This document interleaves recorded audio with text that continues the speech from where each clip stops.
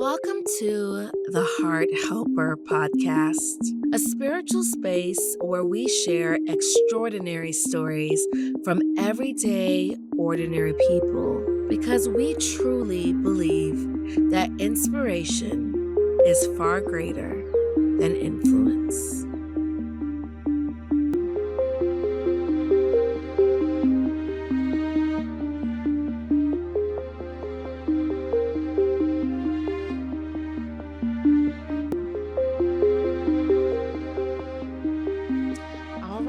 Hi, guys. Welcome to the Heart Helper Podcast. We are on episode 13. And I know I always say that I'm excited to have a guest, but today I have a family friend, an entrepreneur, a music mogul, and the host of the Dozha Told Ya Podcast. So please welcome Dame Dozha. Thank you. How are you? I'm feeling good, and I'm gracious to be here, part of your podcast. I've been watching your journey, and I love it. I'm so happy to have you. You actually not only have been watching my journey, but I feel like you always give me constructive criticism, insight, and that's why I call you Dad. For those of you that don't know, he is a lot, like, we've been friends for a very, very long time. And I know the world knows him as Dame Dozha, but I actually call him Dad. Not because he's my dad, obviously. He looks way too young to be my dad, but I call you Dad just in reverence because you're always very insightful. You always give me a lot of knowledge. You're always just giving me advice, even just on the podcast, like the things that you tell me to do or check out or do this. I'm like, oh, okay, I didn't know that. So that's why I call you Dad. I care. You care. You are a dad. So I'm so thankful to have you here. I've been on your podcast before, and before I even thought about doing a podcast, here we are. So I'm happy to have you as a guest. Full circle. You see how that works Full out? circle. Yes. We're both doing our podcasting thing. So just to jump into it, I have known you before I've even had a child. I've known you for almost maybe 20 years. Let's not date ourselves. Yeah, let's not, because obviously we're young. But I've known him for a very, very, very long time. And since I've known you, you've always been in some realm of music, whether it was managing artists, having a store in Tallahassee, promoting, producing. How did you get into the music industry? How did you start there? It's the love of my life, Jody. Ever since I was a kid, I've been following. Growing up, I'm originally from Miami, raised in Jacksonville. Okay. And I've been following the likes of Luke and just the JT Money, that whole hip hop in Miami. And I've just been in love with it. But my older brother, he was also a music lover, and he had a DJ equipment like in high school. Really? He was making mixtapes, and it was just watching him going to hip hop concerts that my dad used to take us to. And I don't know, it was either that or movies. And I just knew that I was in love with performing and producing.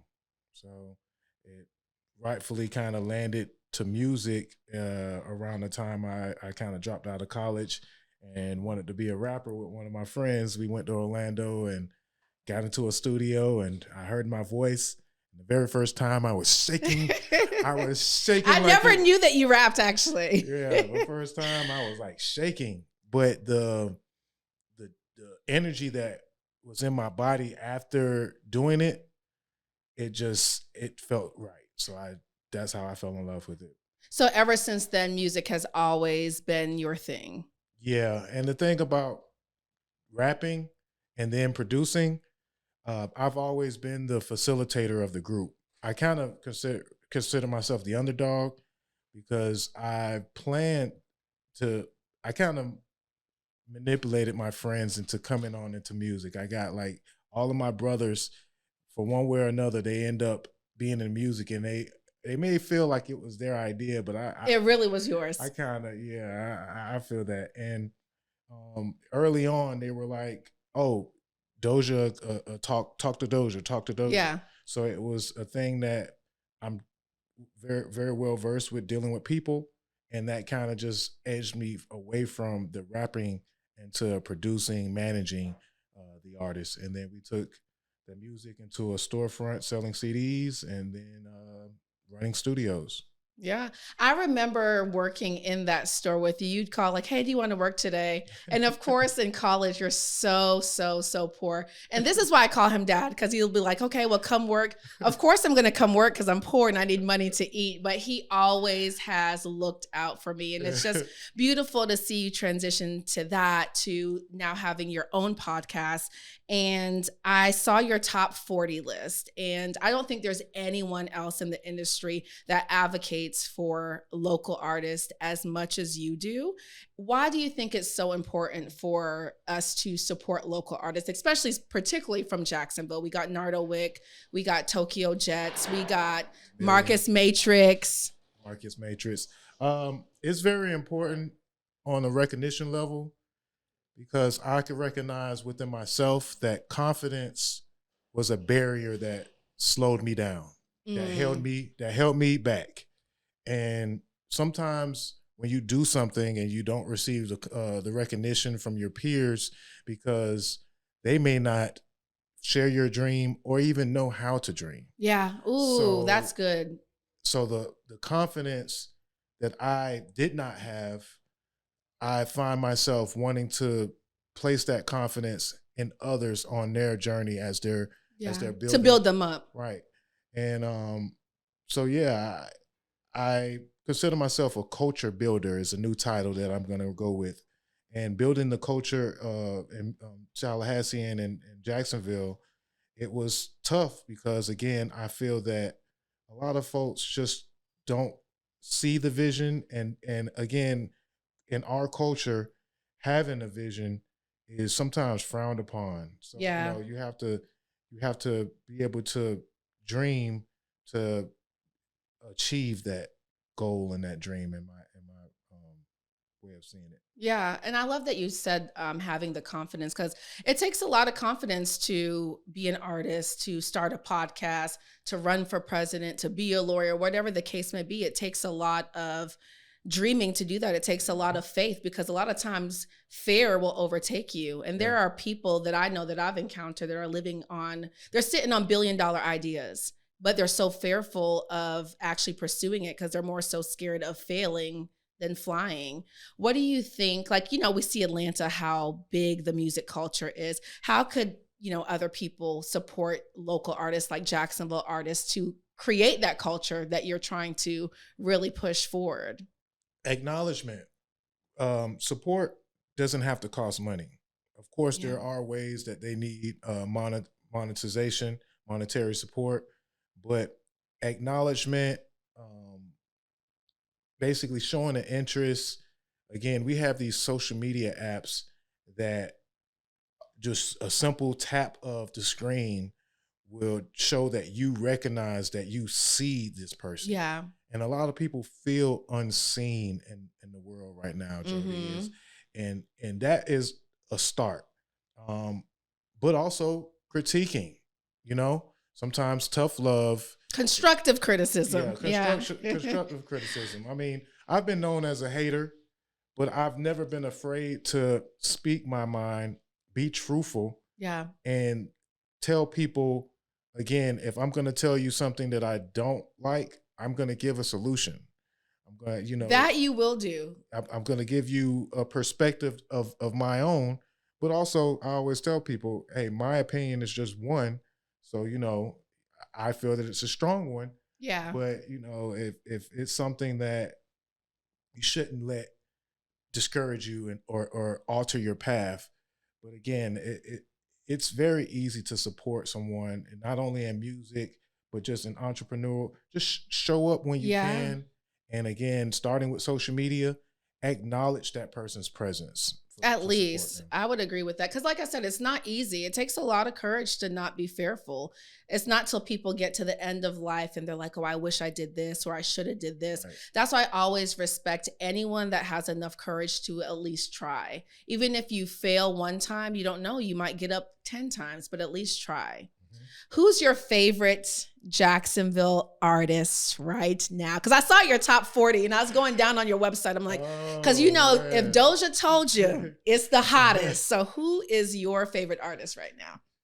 And I'm going to be biased. Mine right now, I think, is Marcus Matrix. Because again, he's a family friend just like you are, but I think he's so talented. And I think he does go unseen. And a lot of people are unseen. But I've been watching him on his musical journey since I was like 17. So we're rooting for you. You stole mine. Oh, I stole yours. Okay. You stole mine. Great minds think alike. You stole mine. But just real quick to speak on Marcus, we went to high school together. And great guy. He was known as Fatso. His first name was known as Fatso. And even with that name, to me, it spoke on being beaten. Yeah. Like basically, again, we're confidence. And whenever I've seen him ever since he was a, very, very young guy, I've always tried to instill a confidence in him. Mm-hmm. And I seen a talent in him very early, but he came to me with aspirations on making music. He has a lovely voice, but he's very creative. But I've always kept an eye on what he had going on. He'll tell a story that I helped him learn how to count bars, but it was basically placing the right confidence in him to develop his songwriting. Mm-hmm. And I think that he's a very diverse and enriching songwriting, like as far as from rock, R&B to rap. He definitely has it in him. I agree. But I also will point out Tony Red, who's he became a friend of mine over time, but he became my friend by supporting my platform. But in the very beginning, for a very long time, he would send me freestyles on my Facebook Messenger every day, like just freestyles. Of him freestyling? Of him freestyling. Of him. I'm gonna start sending you freestyles. Him trying to get my attention. I was working with artists in Atlanta, and we were moving. And I may have not given him the right acknowledgement at the time. And so everybody can be guilty of, overlooking something that's a jewel that's right in front of your face. But that's true. He was adamant on being supportive of me. So he was sending me freestyles every day. And just one day I just decided to hit him up and was like, hey man, I understand that, it's a journey of what you got going on. I don't mean to ignore you or anything like that, but I just gave him kind words that grew into us becoming a little more. He sent me a song. I really liked it. And I made sure that I reached out to him about, my opinion on that. And he also came in and helped out with the Dozha Told Ya Podcast. So those are not the only reasons why I respect him, but it's just his perseverance and the hunger and the drive that he has. It's like I look in the mirror when I watch how hard he's striving to put not only himself on, but others that are around him in Jacksonville. He really cares about the industry and the music scene in Jacksonville. So that's why Tony Red. Okay. And I know, like I said, if Dozha told you, you better believe it. Yeah. Anytime that you say something, I'm like, oh, let me go look this artist up. And I will find music that I really, really do like. I love that you mentioned that Tony Red is hungry, because a lot of times people talk about, oh, what do you bring to the table? But some people are sitting at tables and they're not even hungry. Yeah. And I think with anything that you do in life, you have to be hungry for it. And I've watched you be really hungry for everything that you have really tapped into. How do you remain diligent and not discouraged on this journey? Because it's rough. You're going after your dreams. Sometimes you might not get any likes at all. Sometimes people might not watch your podcast or listen to the artists you're working with. How do you remain diligent on the destination? I love the way you questioned that.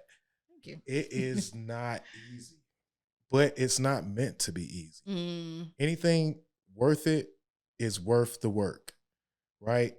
And when you wake up, for me, I'm obsessed with producing in the sense of the completion process. You like to see it till the end. Right. When I finish a song, I finish a podcast, every week whenever you set a date that I'm going to do the podcast every Tuesday, you're going to get your family distracting you. You're going to get financial distractions. It's just going to feel like everything in the world is pulling you away from that, from what you set out to do. Yeah. And you have to fight through that. And for me, when I do fight through it, like I may drag upon getting in, and then once those cameras cut on, once that mic cuts on, and I'm doing it, and then while I'm doing it, the feeling that I feel in my spirit, it awakens me. And I go back after I'm done. I'm a little bit of a perfectionist, so I'm gonna watch it over and over. But I also learned that, you just have to do it sometimes. Like you can't wait or just depend on everything to be perfect or just in the right place, because you're going to mess up, and you got to know that that practice will make perfect. So, it's just keeping with it, being consistent, and the whole completion makes me want to do it again. Yeah. And like once I also look at others. So you find some models, mentors that can, put that confidence in you, but also just give you a blueprint on how the journey may be and what the rewards from the journey can become. Yeah. And the journey is not going to be easy. And I think sometimes we delay things because we want it to be perfect. But when you're in purpose, it doesn't need to be perfect. Like everyone could be doing a podcast, everyone could be producing music, but you'll have your own target audience to do those things.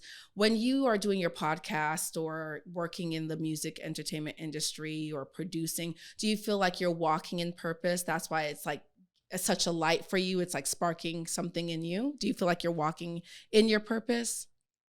Yes. And that is the motivation. When, again, I've spoke on feeling like I'm manipulating the people to kind of be a part of my life. But when I also see their journey and the folks that I've helped or acknowledged, and they celebrate their reward, they have their celebrations of their rewards, it does something in my heart. Yeah, it makes you happy to see them. I love to see my peers winning. I love to see us winning. Absolutely. And that's kind of something that puts me in my purpose. Is when I see others win, I want to win. I'm highly competitive, but I'm also just cool with being a part of a team and cool with watching and being inspired by others winning. Yeah. So that's that sets me in my purpose, Jody, is just helping people get to that next step.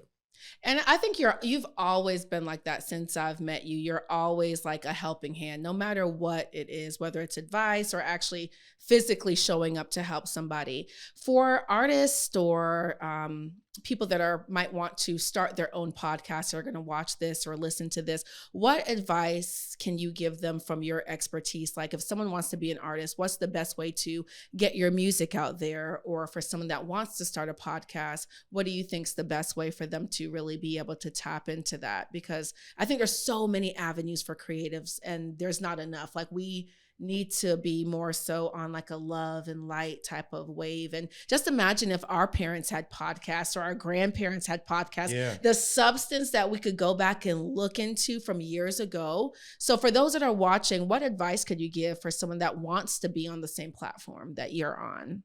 Okay, because you spoke on something, right? As a Black man, I've always felt an emptiness when it came to family. I don't know my dad's name, and that bothers me. I don't know mine either. Now that I think about it, I used to ask folks, like, in our family, we don't have a recorded history that can, the legacy to be passed on. So being able to tell your story and having a story It's more than just wanting to be popular and wanting to rat on. I mean, I'm not rat, but knock somebody down or talk about people It's in a bigger certain than way. that. It's bigger than that. It's about sharing your story, because your story can inspire someone else. And growing up, not knowing a lot of my family's legacy, I knew that I wanted to, for one, be transparent and have my life public enough for, hopefully, for my kids or even my family to know what I got going on. A lot of people in one room, I may be considered shy. In the next room, I may be too loud, right? Never known you to be shy, but okay. I mean, it's all on the room. But Yeah. I took in those traits about myself and turned them into what I consider the podcast. Like, I basically just wanted to be transparent. I wanted to live my truth and share that truth. So, for one, that is a reasoning for doing it. But as advice to get going is not being afraid to fail. We spoke on that. Being consistent to yourself. It's very easy. I said something the other day that there are things and those that they do because their purpose is based on being paid or being made to do it. And then there are those that do it because it needs to be done. Yeah.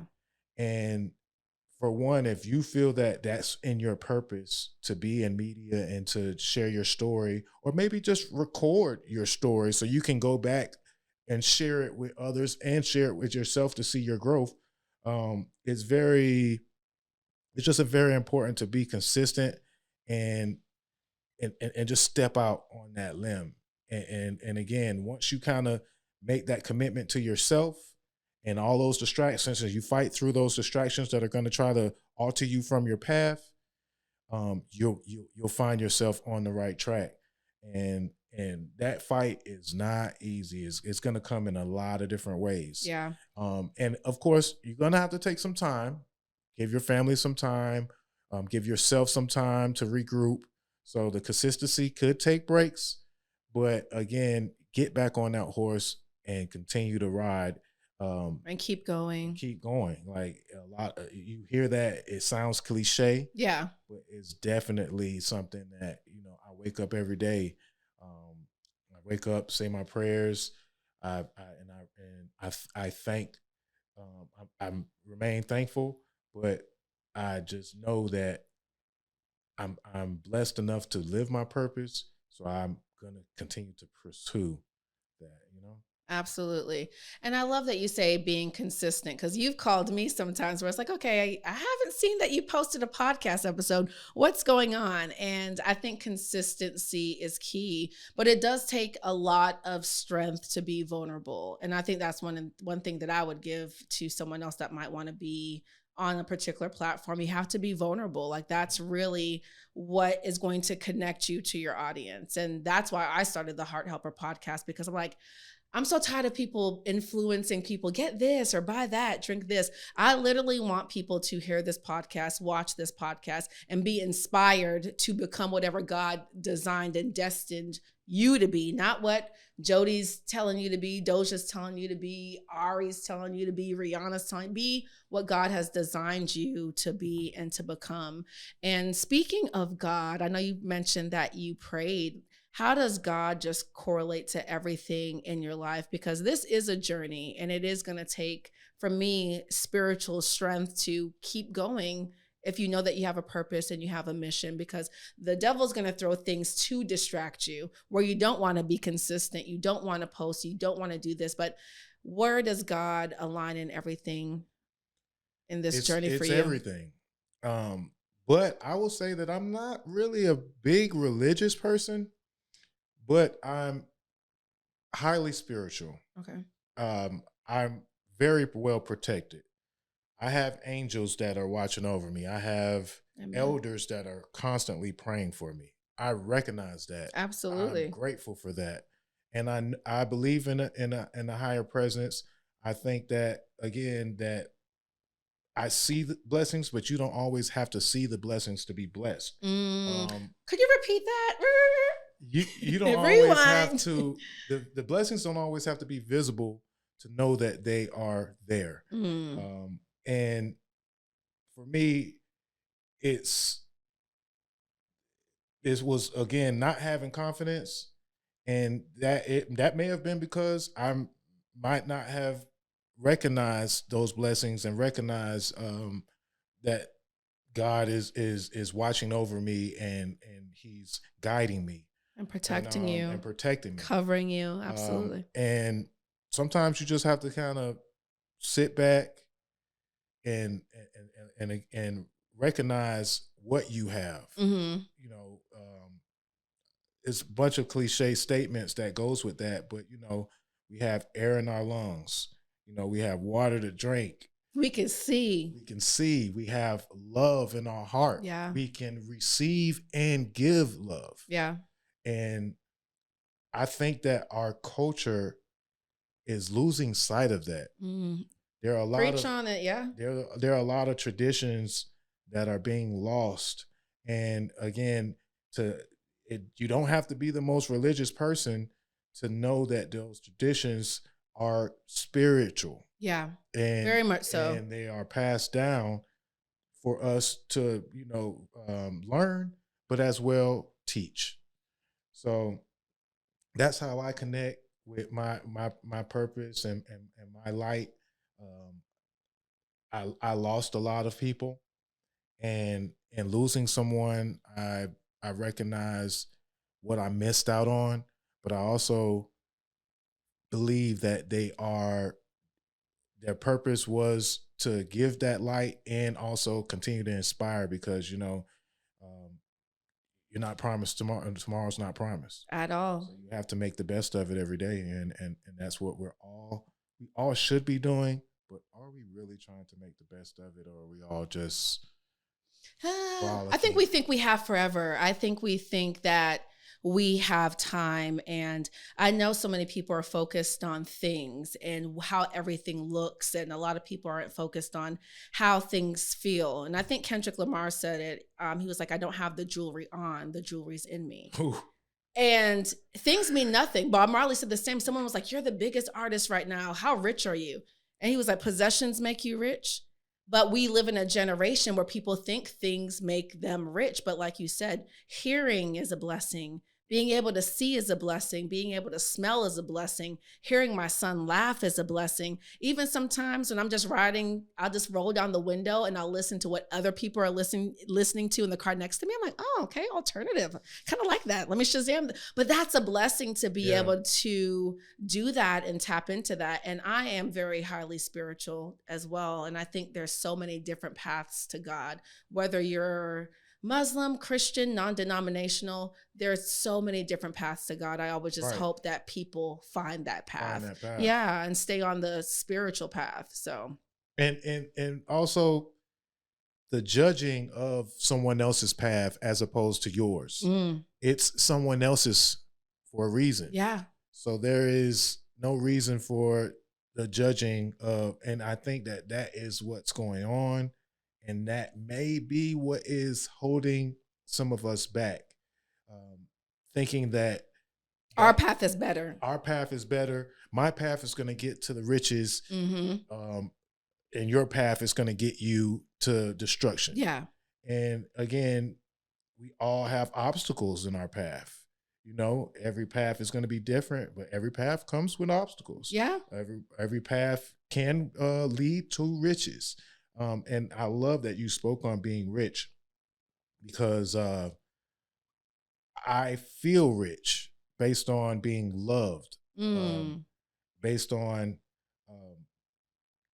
knowing what, not necessarily growing my confidence, but knowing that I'm protected and on the right path. That's what makes me feel rich. I may have been well off as a young boy growing up, and then having everything taken away from me and feeling empty and feeling, the lack of confidence. That made me feel poor. But now that I am building on my legacy and I'm working, in my path, the rich comes from so many different angles, and I know that God is placing those riches in front of me, and it's not always money, cash, possessions. It's love. It's again spiritual. It's love. Yeah. I love love. I really think that is what really makes you rich. Like if you don't, like you could meet rich people, billionaires, but they don't have that. So no matter how much money they have, they still feel poor. Mm-hmm. And I think for me, this is like the richest that I've ever felt in my life. A lot of people are like, oh, don't you wish you were in your 20s again? Absolutely friggin' not. I'm actually looking forward to being 40, 50, 60 because I've grown so much spiritually. And this is the real rich. And I hope that people tap into that. This is really the real rich, is being loved, giving love, and really just and helping people's hearts. Helping hearts. Because that's what we're all about. That's all the heart. And that's why I created the Heart Helper. Literally. That's what we're about. You're not afraid to be vulnerable, but in your vulnerability, you want to help others. Yeah. From the book of real shit, we talked about it. Flowers in the Garden. You put your thoughts and your feelings on a page in a book. Yeah. And you want to share it with everyone so that they can take in your pain, your, rewards and your feelings, learn from it and become rich from that. So and feel loved. Yeah. I love to love people, even if it's a stranger, like, hey, you look great today, or I'm a hugger. Yeah. Let's hug, I love to make people feel loved. And at the end of the day, I always hope that's what I'm remembered for. But you make people feel loved too. And I always say, I got to give you your flowers. Like I was telling my brother, I was like, oh yeah, I saw Dozha the other day. He's like, oh man. He's like, I know he put you on game. I know you said that. I'm like, yeah, he did exactly just that. But you have the same essence about yourself. And as we're on these platforms, I'm glad that you're creating a legacy. Your children, your nieces, your nephews, your loved ones will be able to go back and be like, oh, dang, this is what he was doing. Okay, guys, let's branch off of that. And that's a beautiful thing to see and watch. Because I'm not really I don't think I'm a great communicator. I am very content in my own space and dealing with my own path and not, I have these tunnel vision goggles and sometimes I'm blinded from other people's perspective or, their journey. But,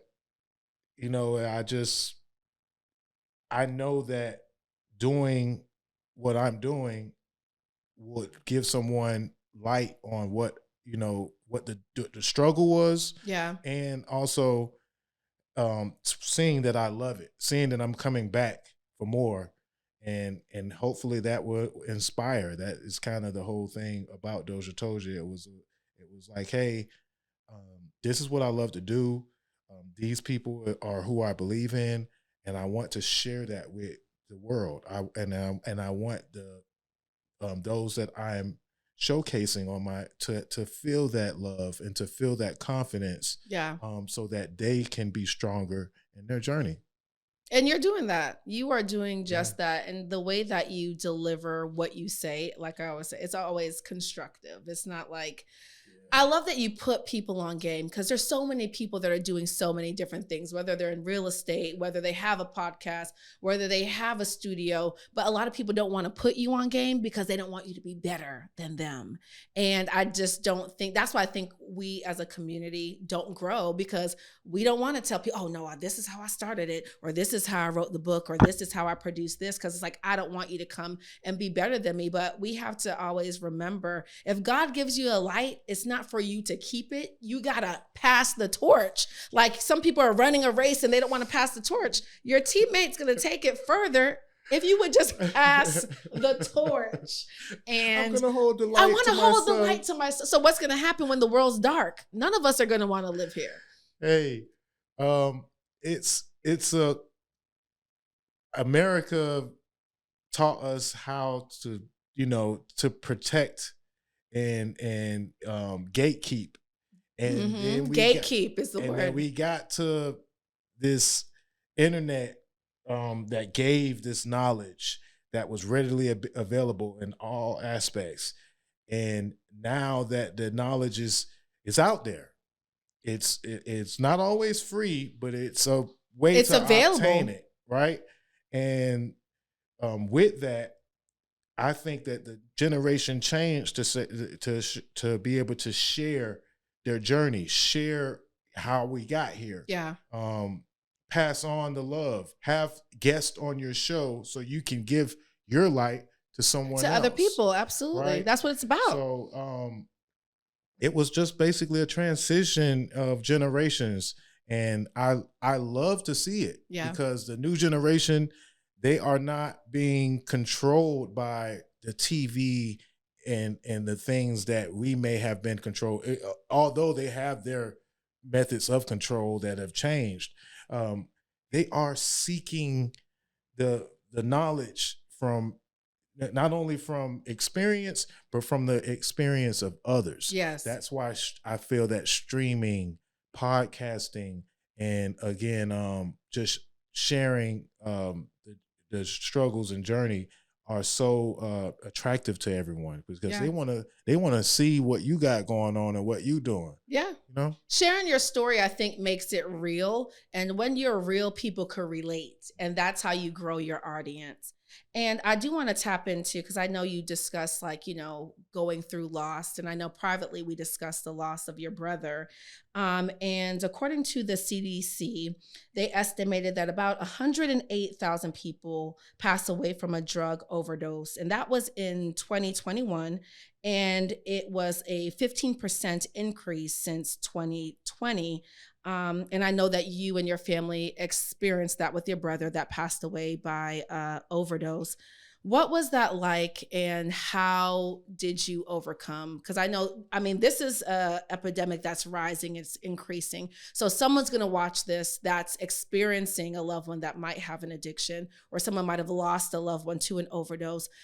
And this is definitely going to help them. And I haven't had anyone on the podcast come on and talk about this yet. And so how did your family cope through that? What was that experience like? Your last guest was speaking on grief, and I appreciate her for being open and transparent. It's not an easy thing to talk about. It's not something that you may not overcome very easily.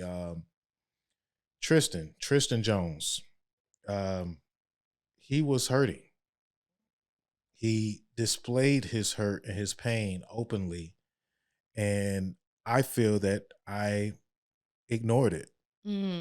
I didn't communicate with him the way that I wish that I would have. I did what I could to protect my brother, but upon losing him, we were in the middle of a sibling feud. You didn't move this, or you're leaving this out, or you're not cleaning up behind yourself. As his big brother, I would do more chastising because of love, but it stopped the communication. So you guys weren't talking during that time he passed?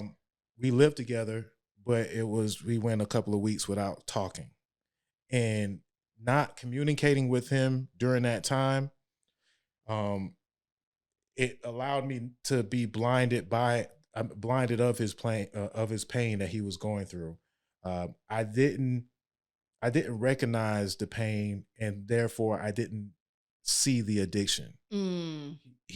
I've lived with him and I didn't see it. You didn't notice like any mood changes. You didn't notice him doing anything. He's always been very erratic growing up. Didn't have a father figure to guide him. He's always been the one. He was the baby of the family, and he was known to lash out in a lot of different ways. And I kind of took it as a way to gain attention. But again, not communicating and not being able to recognize that there was pain there, and the pain was being coaxed by addiction. And you find all these things out when you don't want to find them out. It comes when it's too late. when it's too late. Yeah. You find out these things, and you're all of a sudden revealed this pain that they're living with, in the struggle, and their way of not being able to cope and handle that struggle. And those are the regrets. But I also know that I didn't have a good relationship with my mom. And, after losing my brother, I knew that I had to be a better son. I had to start communicating with my mother. Yeah. And because there making was no, the effort at least. right, there was no communication there. And I have such a vast family, but I've always lent my communication and my love to my friends. My friends are my family. But again, friends, even strangers, and of course, family, we ought to communicate more, because tomorrow's not promised. You don't know when you're going to be able to say your last love. Yeah. And if I can give anything back, or give anything to be annoyed again by my brother, you would get that moment I back. would do it. Because him annoying me is what is that empty space in my heart. And how old was he at the time? he was 31. 31. Okay. Left two beautiful girls. And he left a lot of love. And again, we're speaking on how to overcome the grief. And I overcome it by what he left as far as his girls, and recognizing the regrets of not having him around. I don't want to repeat, and I want to share that regret with others so they don't make those mistakes. But again, addiction is something that is considered hereditary. It's something that's a trauma that's passed on. Yeah. I've learned firsthand from my parents what addiction is, what it does to the mind, body, and spirit, and I do what I can to avoid those addictions. And again, I recognize that I can be a better communicator, and communicating and just reaching out to someone while they are going through a struggle or a bad time could possibly save their life. Yeah. Are there any signs or symptoms that we could look for? And because, we have friends, I'm sure, that smoke, they drink, might take a pill here and there. What are the signs that we could kind of look out for? Hey, there's something else outside of the fun. There's something a little bit deeper. What signs can we look for? Let's take that word fun, right? And these vices that we have to celebrate. Yeah. Is it really fun? Is it really fun? Yeah. Are we overindulging? And the overindulgence is a way to cope and cover up something deeper, the pain. Yeah. Right? So you can watch someone that may be ultra celebration all the time and turn up but they may be dying inside. On the inside, yeah. But they are masking that pain. And sometimes even when it's natural for us to be like, hey girl, how you doing? Oh, fine. Oh, I'm doing good. It's always surface. That's why I ask people, how is your heart? Because when you ask someone how your heart is, it's wait a second. My heart feeling a little shaky, or I am sad, actually. Because when you ask someone how they're doing, they're like, oh, I'm good. I'm okay. Because I do it too. Twice. Yeah. I've been making it routine to ask someone twice. Yeah. And when I asked him twice, I look and try to not only look them in their eyes, but try to look in their spirit. To see how they're really feeling. Right. And those are the signs. And those are the ways that you can get the pain to be revealed. Just opening your eyes and opening your heart to someone else's struggle can possibly help your own. We all there's a lot of pain in our culture and everywhere, and we're doing all sorts of things to mask it, from makeup to cosmetic surgeries to using vices and drugs of that, and to just sex. Yeah. And again, overindulging in whatever we're doing can sometimes be that sign that something is not right. And, ask someone, they may close off the first time. Yeah. Ask them again. Ask them again. Keep asking. Don't see it as badgering, because there's a difference, but just consistently showing that you care. Checking on them. Again, I seen a couple of podcasts weren't posted. I was like, I love it, but I'm going to reach out. Yeah. And I'm going to be like, hey, I'm going to also share with you what I like about what you're doing, what inspires me about what you're doing, what you can do, what I feel that you can do to improve. Yeah. But first, let me reach out. And see how you're really doing. See how you're doing, right? That goes a long way. It really does. And you'll feel like, hey, I see this person every day, or I seen you on the internet. But when did you use your phone to call someone? Check on them, yeah. To see how their heart's doing. To show up. Yeah. And show up and support what they're doing. Yeah. Right? And those are signs, and those signs can turn into deep regrets. And that is not a great place and a great experience to have. And again, I recognize those signs. I recognize my brother just being over celebratory and seeking attention from everything and everyone. And it was a sign of the depression and the pain inside.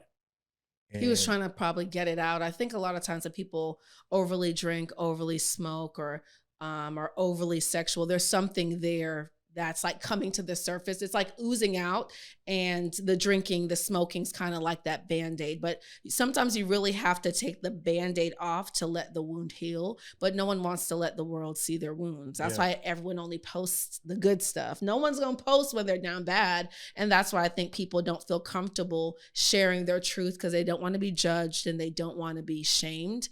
And I always hope that I create like a safe space for my friends to tell me their truth. Like, I always want to feel like a home to people, not just a house, but hey, let me call Jody, cry to her, tell her what's going on. And I think more people need that particular outlet. And one part of the conversation, it was like, oh, I have this light. I want to hold on to this light and not share it. But then it's, oh, I have this darkness. I want to hold on to it and not share it. Not let anyone see this darkness in me, because they may judge me for this darkness that I have. Yeah. And when you allow someone to be vulnerable and let them know that vulnerability is okay, it's a strength. It's a strength that can be rewarding to yourself, but also can possibly save someone else. Yes. Yeah. I had to learn that throughout the years, to be vulnerable, because, growing up in a Jamaican household, it's always like, don't tell no one your business. You're not depressed. Don't let the devil tell you. I'm like, no, I think I am really depressed. But it was always taught to me and instilled in me as a child, do not tell anyone your business. My mom has verbatim told me, I am your only friend. Do not tell anyone your business because they will talk about you and they will tell other people. So growing up, I've always been so tight. Like I'm a Cancer. So I go retreat back to my shell. And then you wrote them down. And I wrote it in the book. Yeah. You wrote it down. Yeah, that's exactly what I do. I write. After you wrote it down and you were holding it, you were holding on to that darkness. Yeah. It became a light that can be shared. Yeah. You have to express it in some way, shape, or form. You got to. It'll kill you if you don't. And we don't want that. Yeah. That hurt will literally drown you. However you see to express it, whether you have one friend, a family member, you want to write about it, rap about it, you have to get it out. Yeah. So I'm thankful for this therapy, this therapy session, and you helping my heart to just even release what I learned, release the darkness inside, and also sharing the light. Yeah, we got to do both. Mm-hmm. It's a balance between the two. Definitely. Yeah. So according to the National Alliance of Mental Illness, the organization's called NAMI. I've actually volunteered with them when I was living in Jacksonville. And in 2018, the suicide rate for Black or African-American men was 4 times greater than that of African-American women. And I feel like as a woman, I feel like we are more expressive. As a man, as a Black man, when you are going through grief, when you're going through depression, when you're going through anxiety, or you might not be feeling like yourself, what is your outlet? Like, who do you turn to? Because I know men. Dozha Told Ya Podcast. So you express yourself on your podcast. Yes. Okay. The internet is not always a great place to turn to express yourself. But if someone is turning to the internet to express themselves, don't attack them because they choose to use that platform to express themselves. Victim shaming is a real thing. Yeah. And it can not only be something that women are very open with, hey, don't victim shame, but on the men's side, it's not good for us to be vulnerable in that way. Yeah.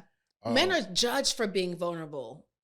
Oh my God. I see the comments. And that's why I think it's important to kind of tap into this question, because when do you get the opportunity to be vulnerable? There's so much judgment, like you said. Some write, some share, but even oversharing can be, again, that word that we were speaking of. They're overindulging in something, and something can be wrong. So let's talk about it, right? But I think that's why I like the space of podcasts, because learning from other people's expressions and being able to express myself through this platform, it's something that's healing and that's strengthening me, and it's teaching me as well. But the pendulum has swung, and that men especially Black men, have been beaten mentally, and it's very hard to communicate that beating and that pain without being a victim. Yeah, or being judged for being expressive. And you're a man, toughen up. Yeah. Right. So again, there's a lot to learn from, and there is strength in that tough love and the way that we're brought up to be this way. But I just see so much pain in our, again, culture, and it pains me to see it. But I want the women in our culture to recognize that, there may be a swing of a hierarchy as far as having their emotions. Like we always say, women are so emotional. Yeah. Right. But maybe that emotional practice have taught our women how to control it, and how to be masters of their emotions. Yeah. And now we have a lot of boys that don't know how to control their emotions. Yeah. So they see it every day. They lash out and turn violent, or they turn to drugs, sex, and other vices to attempt to control That those emotions.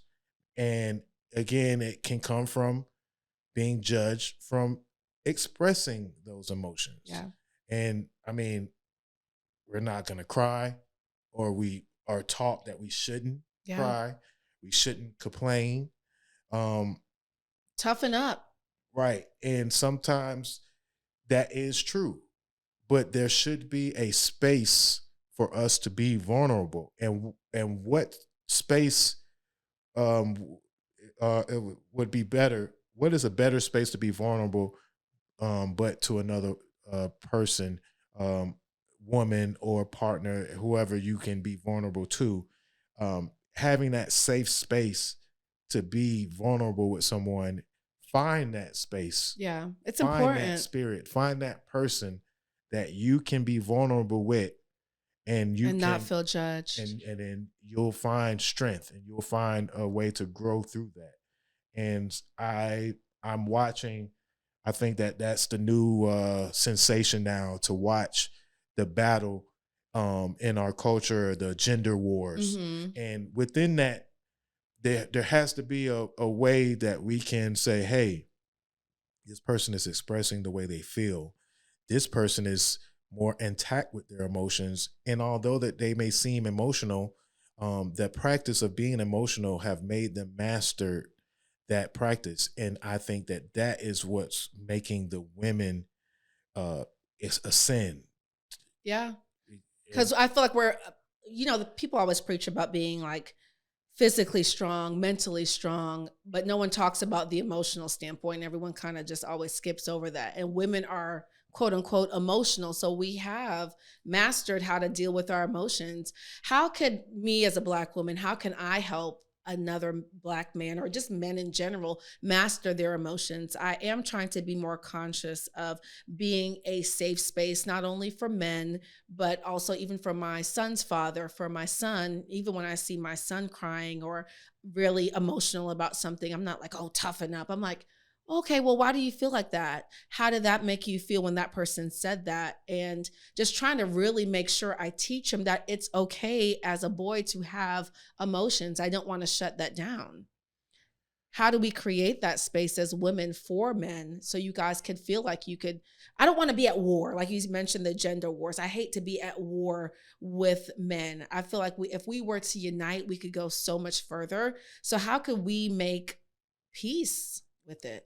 I understand that as a beautiful woman, and as a woman, period, you have to have an armor, because there are so many men that are trying to penetrate that armor. Yeah. So you have to have that strength. Some form of a shield, right, for sure. You have to shield yourself away from those unwanted spirits to come into your life. But upon having this shield, you may, or not saying you, but women in general, the person may, and again, people, they may be boxing themselves off in a way that you can no longer communicate. Some people are not very good at accepting compliments. If I give a compliment, I try to be very I believe in chivalry, and I think that it is dying. But in complimenting a woman, it doesn't always mean that I'm trying to advance. Everything doesn't have to be romantic way, right? But I also try to test the shield of a woman when I do compliment or express myself on how I feel, and I get a lot of deflecting. And being able to absorb the expression and recognizing that you may be the more masterful person when it comes to emotions, again, communicate that and be consistent with it. If it doesn't work the first time, try again. Find a person that you don't mind being vulnerable with, to and also recognize that they have vulnerabilities that should be shared and should not be guarded off. Um, and I just want us to be able to communicate in more ways than and than just promiscuous, or just, I want something from you, so I'm going to communicate because I want. I'm trying to. There's the intention's not pure, right? And I understand that it's very hard to be selective. I think that might be an issue that that we may be living in, that some folks are not really good at recognizing the intentions, or who they should ward off and who they should welcome in. Yeah. I think that's when you have to tap into intuition, because if you actually listen to your spirit and listen to your intuition, you'll know who you need to be friends with. You know who is a safe space for you to be vulnerable with, because your intuition is telling you that. Like, if it feels off, please trust that it's off. Not everyone's trying to get something from you. I think I had to learn that. And then recognize that it's off, and maybe you can express that, hey, this feels off. Yeah, something in the milk ain't clean. Something, like you say, how's your heart? How's your heart? Yeah. And if they're not wanting to and willing to open up to you, hey, how's your heart? You basically figuring them out. You recognizing that there's something that may be hurting inside, and they may just, oh, there's nothing wrong with me, saying whatever. Move on, but then come back another time and ask them again. And see where they're at. Yeah, right. And again, I try to ask and communicate better, and I want us all to communicate better, whether it's on the podcast, whether it's in social media, and definitely in our safe spaces. Yeah, in our personal lives. I'm so proud of you today. Like, I'm so glad that people will get to see a different side of you, because we're so used to seeing you comment on things, social, entertainment, basketball, Diddy, but seeing you be vulnerable, I think this was a beautiful, beautiful episode. And I'm so glad to just see you be vulnerable with your grief, with your brother, your transition from, music and podcasting. I think it definitely is going to help a lot of people. And as we close out, what can we expect from you? What are you working on? 2024 is going to be your year.